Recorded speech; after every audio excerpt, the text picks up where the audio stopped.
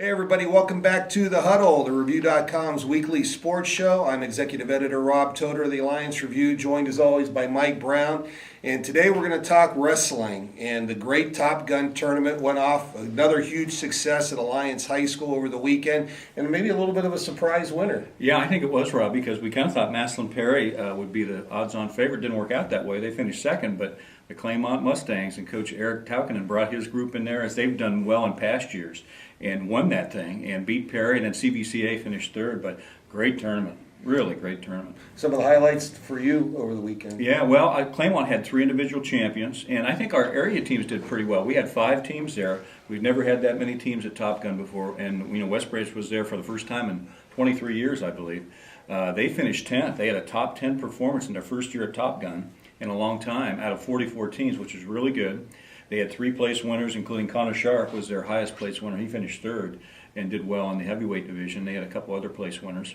And Minerva did well. Minerva had 4 place winners. Harrison Hopple did very well for Minerva. He was their top place winner. And the Lions had a good performance there too. And Southeast also had a place winner with Brandon James. And he did well in the tournament there too. And then Alliance was there as well. And kind of a tough tournament for Alliance because Spencer Nagy, who's a tremendous wrestler, didn't place. But I mean, that tells you how good Top Gun is. When you've got kids who are state caliber kids who don't place in your tournament, that tells me that's a pretty good tournament.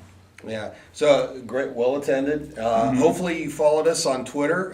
The Alliance Review Sports, All Rev Sports has a Twitter account now, so make sure you follow us on Twitter. Mike and his staff will have tweeting updates throughout the year, not only in wrestling but also in all sports, and which kind of leads us into what's coming up this week, and we're hopefully get you some live updates from that. And it's the first ever state wrestling dual team tournament. And so, Mike, tell us a little bit about that. Yeah, well, we're trying to feel our way through this like everybody else is. I've had people come up to me and say, "What's this about?" Well, the Wrestling Coaches Association had gotten together the last couple of years, and they wanted to come up with a true state champion through dual meet competition.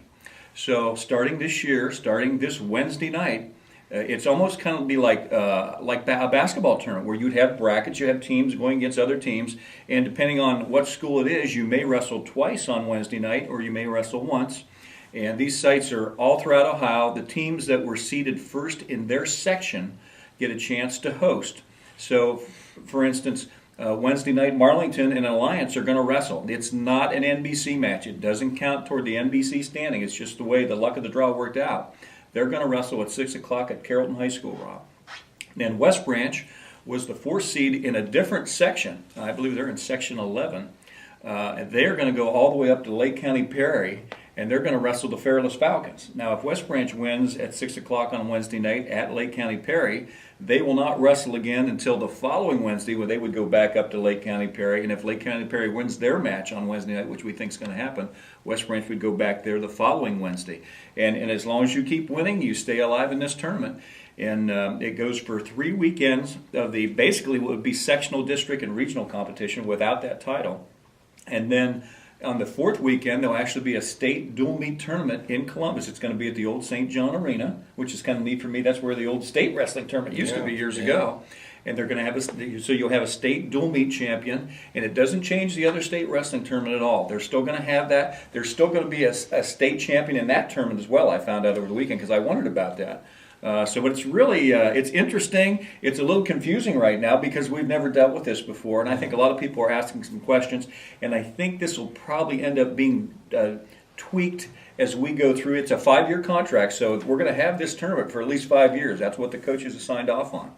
But I think you'll probably see some tweaking in the sites next year where they're a little bit closer, if that's possible. Yeah, that was the first reaction that I had was, you've got Fairless Wrestling West Branch, and they're both traveling almost 2 hours to wrestle one match. That's right. And then they got to drive back, and that's really not conducive, I don't think. On a school night. Yeah, exactly. So I think that's probably the number one thing they're going to have to take a look at for next year. I think the format and the idea behind it is a valid one, and I think it's something that's probably overdue. A lot of other states have state dual meet tournaments, and So, but I think it's they've got some things they've got to figure out as far as logistics. But I think it's a great idea overall. I do too. I think I think the kids like it. I mean, you don't know what to expect yet, but it's something new, and it's if it helps the kids and the kids can get some more awards out of something like that, or some more honors. I think that's a good thing. That's a win-win for everybody. Yeah, I think it's gonna it gives you a chance to wrestle somebody differently too that you haven't seen before. Absolutely. And so that's always fun. Your kids always like seeing somebody new. That's for Right. sure. So, well, coming up.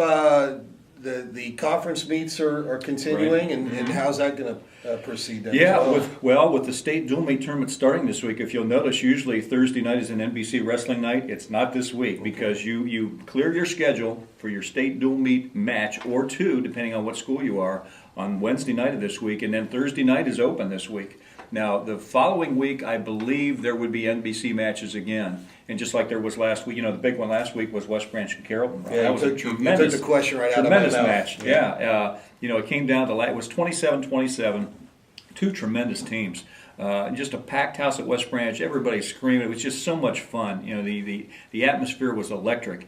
Came down to the last match. West Branch won the match 30-27 on a 1-0 decision in the last match of the night. I mean, it doesn't get much better than that. It was just fantastic.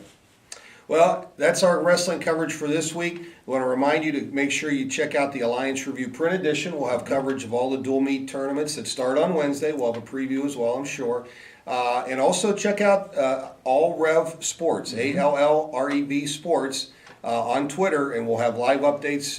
Now that Mike and his staff have gotten used to Twitter and the fun that we can have with that. Make sure you follow us on Twitter at All Rev Sports. And for live updates, not only in wrestling, but all sports throughout the rest of the high school season and throughout the summer. So until next week, this is Rob Toder and Mike Brown, and we'll see you at a match.